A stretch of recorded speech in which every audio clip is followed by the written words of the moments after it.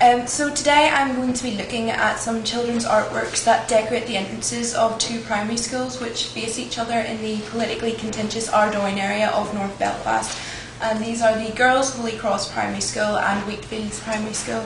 And I visited these buildings a couple of weeks ago, and one of the first things I noticed as I approached the gates was these children's paintings which hang on the fencing surrounding the school's grounds.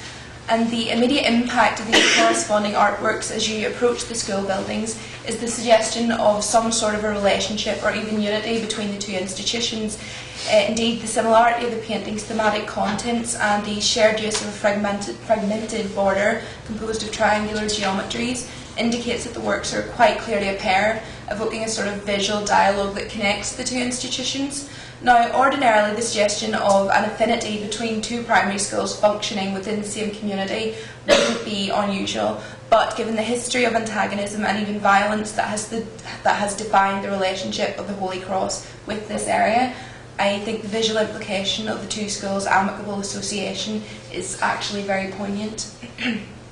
So, as you may or may not have gathered, this animosity, which I've alluded to, stems largely from the fact that the Holy Cross Primary School, whose pupils tend to come from Republican or nationalist political backgrounds, is a Roman Catholic school which is situated within the Protestant Glenburn estate, a very unionist or loyalist enclave of North Belfast. So at first glance, I think it will be very easy to walk past these artworks and dismiss them as generic, fairly superficial childhood paintings, like something a teacher might pin on a classroom wall as a sort of reward.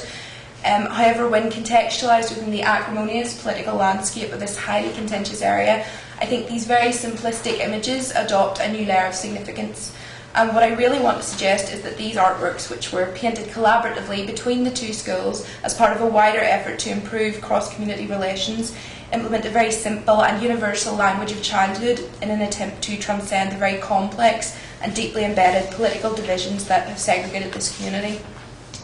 And what I feel they also seek to highlight is that the school environment and its association with new generations and progress represents the ideal space in which to start building bridges. However, in order to appreciate this argument, I think it's probably necessary to familiarise yourself with some of the political and historical context of the Ardoyne area, which I think is very prominently illustrated in looking at a comparison of the exteriors of the school buildings. This image here is the Holy Cross School, which I'm sure you will notice is clad in a sort of armour. As you can see, all of the front windows are guarded with metal shutters to protect them from attacks of vandalism, and you might also be able to perceive the large number of security cameras dotted around the front of the school buildings.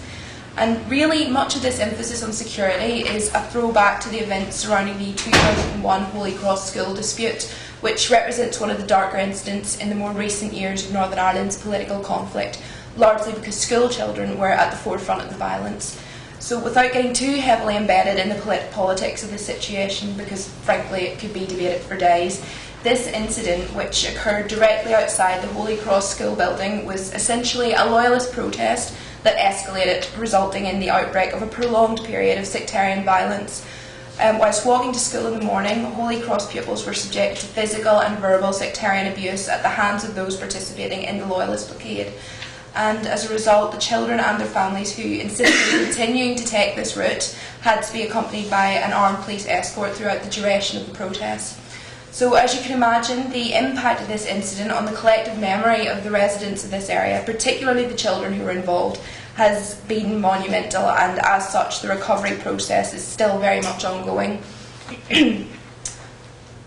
However, although community relations have improved markedly since this event took place over a decade ago, these images of recent acts of vandalism function as a testament to how scarred this community is and just how much work is still to be done. You can see in these photos here where paint has been thrown at the front and sides of the school building, and in the bottom left photograph you can also see that the school has evidently been broken into, where loyalist paramilitary graffiti has been scrawled on the shutters, which confirms that these attacks were prompted by sectarian motives.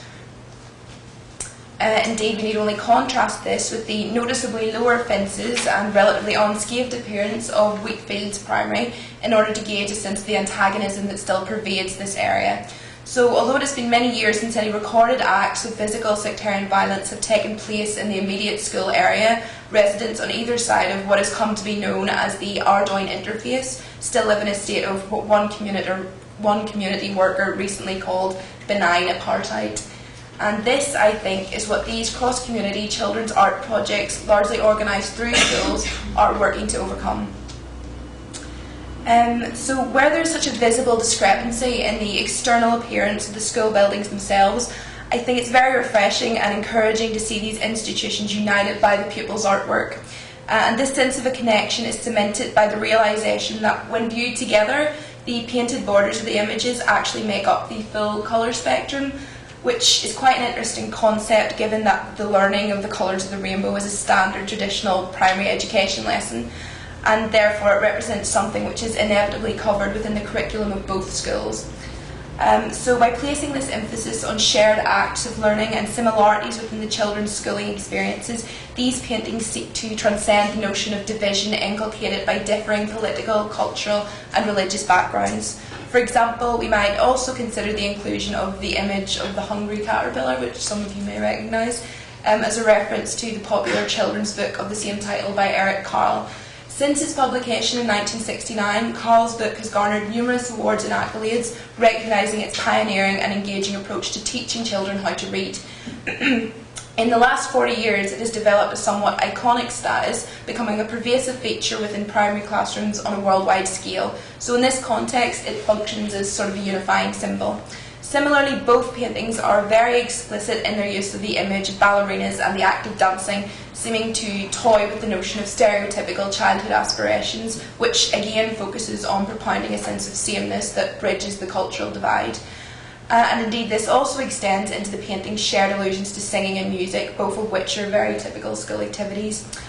However, looking beyond similar educational experiences, the artworks simultaneously function at a much more local level by invoking the image of the Titanic, which places an emphasis on the shared cultural heritage of the two communities. This focus on the legacy of the Titanic and the tradition of Belfast's shipbuilding industry encourages the children of both schools to develop a sense of shared cultural history and identify themselves as citizens of Belfast rather than individuals sitting on one side of a political divide. The added implication of the painting's precise positioning at the school gates is that the pupils are exposed to them on a daily basis, which, over time, might function to instill a sense of unity and encourage a departure from the traditional them and us mentality that is so consistent within these segregated communities. And this is also facilitated by the fact that the artwork sits slightly lower on the fencing than a typical adult's eye level, so in that respect they actively engage the children. Another reason why I think these paintings are so poignant is because they feed into the wider Northern Irish tradition of using visual art in residential areas as an expression of cultural identity, as this mural painted on the wall of a local shop in the Ardoyne area demonstrates.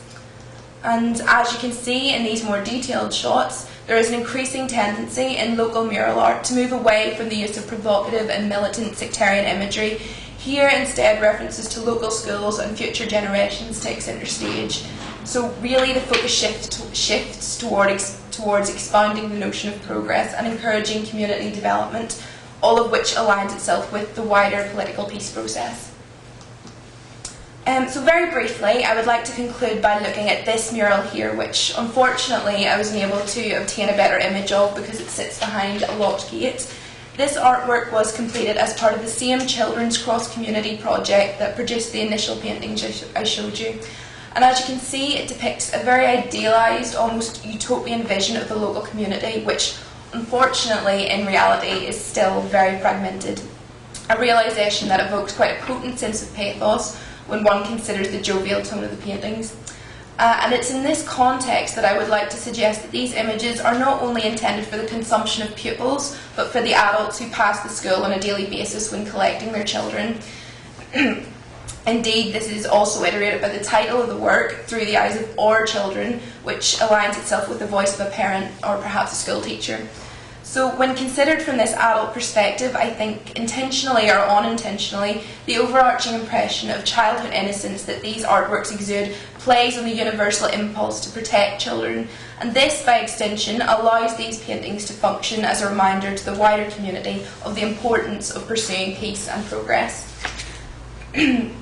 Therefore, viewed in this context, the simplicity of these children's artworks doesn't impose limitations on their impact. If anything, I think it enhances their ability to resonate across the political divide, which ultimately facilitates the process of reintegration. Thank you very much.